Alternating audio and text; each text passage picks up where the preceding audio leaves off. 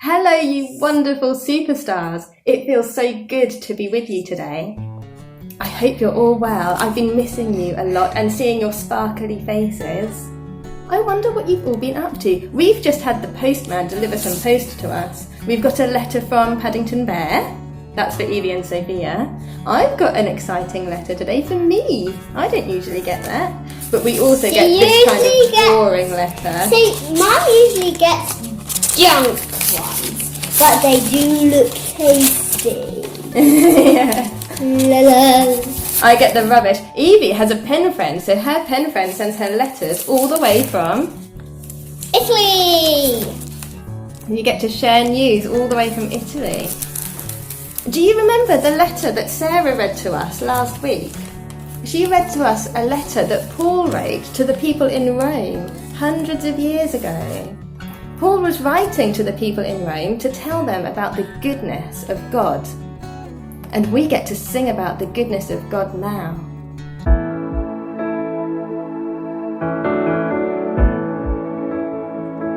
I love you, Lord. Oh, your mercy never fails me. All my days I've been held in your hands.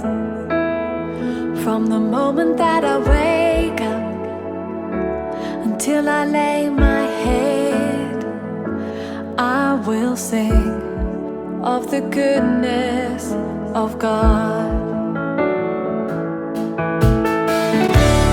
All my life you have been faithful.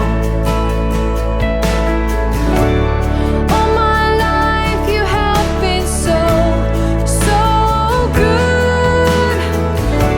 With every breath that I am able, I will sing of the goodness of God. I love your voice. You have led me through the fire. In the darkest nights, you are close like no other. I've known you as a father. I've known you as a friend. I have lived in the goodness of God. All my life you have been faithful. All my life you have been so, so good. With every breath that I am able, I will sing of the goodness of God. Your goodness is running after me. Your goodness is running after me. With my life laid down, I'm surrendered now. I give you everything. Your goodness is running after me. Your goodness is running after me. Your goodness is running after me. With my life laid down, I'm surrendered now. I give you everything. Your goodness is running after me.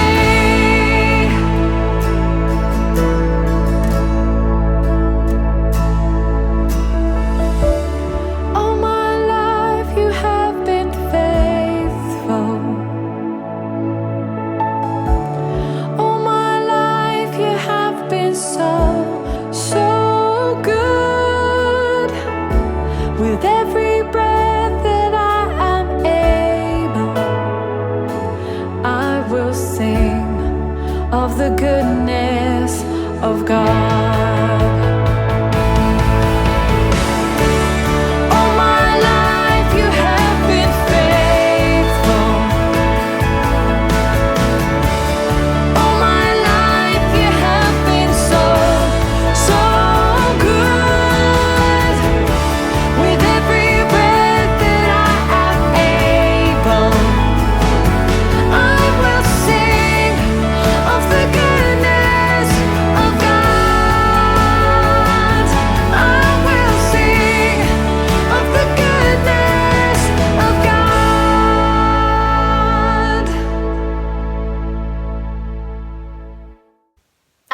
enjoyed singing that song and doing your colouring as you were worshipping God.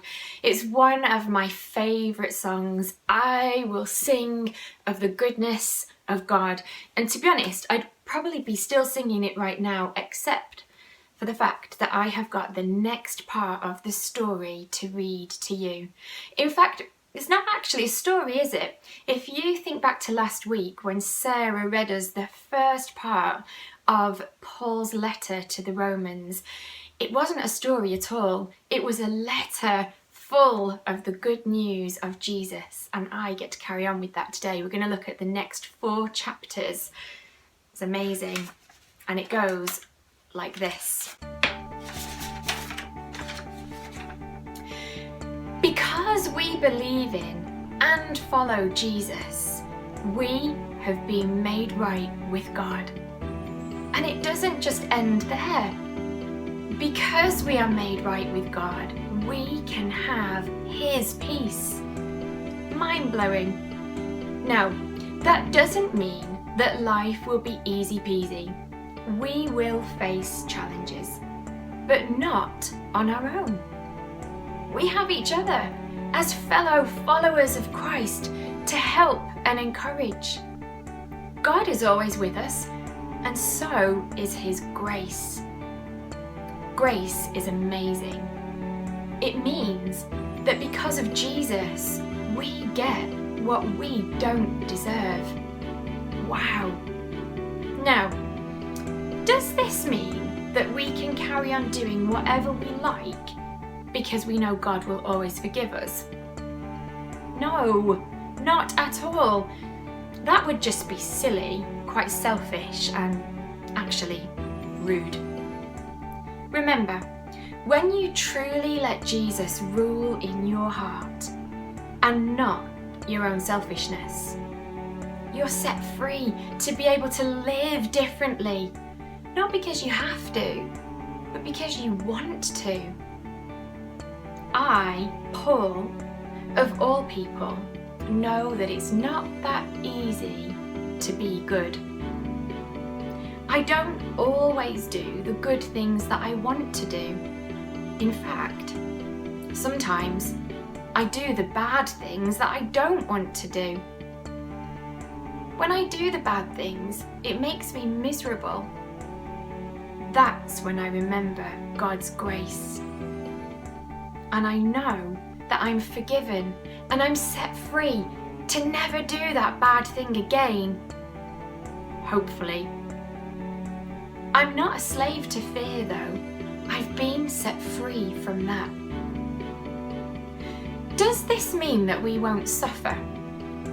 Sadly, no.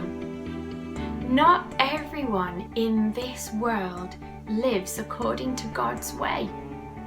And because of that, things that we experience can sometimes be a bit wobbly. But through it all, God is with us. And anything that we suffer can be used to make us more like Him. Because of this, even when we suffer, we have hope. Not hope that our lives here on earth will be perfect, but hope that our lives are eternally with Him. God makes everything work out for those who love Him. That doesn't mean we'll all be healthy millionaires. God's economy is different to ours.